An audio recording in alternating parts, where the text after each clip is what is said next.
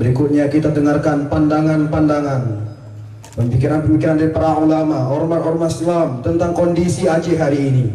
InsyaAllah untuk pertama kali kita mohon kesediaan guru kita, ulama kita, Imam FPI Aceh, Abi Lampisang. Kepada Abi kami persilahkan.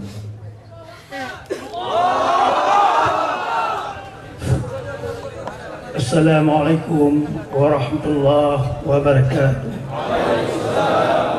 Alhamdulillahirabbil alamin. Wassalatu wassalamu ala asyrafil anbiya'i wal mursalin wa ala alihi wa sahbihi ajma'in. Amma ba'd. Oleh yang puji Allah dan selawat kepada junjungan alam Nabi besar Muhammad sallallahu alaihi wasallam.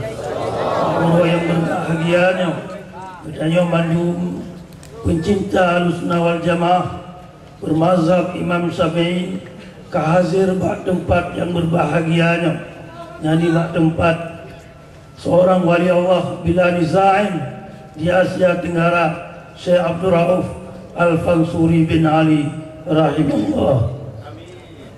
Kemudian ulun hana panjang ulun pegahaba kana watia cuman citi mukminat ulun tanyang bak dronyo memandung, bukankah dronyo memandung urang beriman?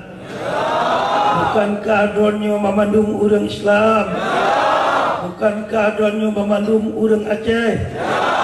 Oleh karenanya hana bangsa, hana manusia yang paling mulia di permukaan bumi Allah, melainkan urang beriman dengan Allah Subhanahu wa taala.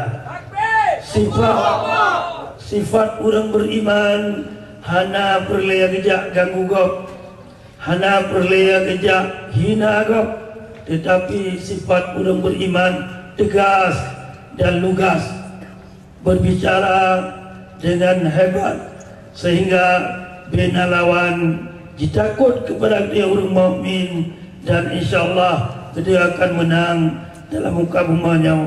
Maka ini kemantang ni ulun, mudah-mudahan pengakuan doanya sekalian diterima oleh Allah Subhanahu wa taala. Assalamualaikum warahmatullahi wabarakatuh.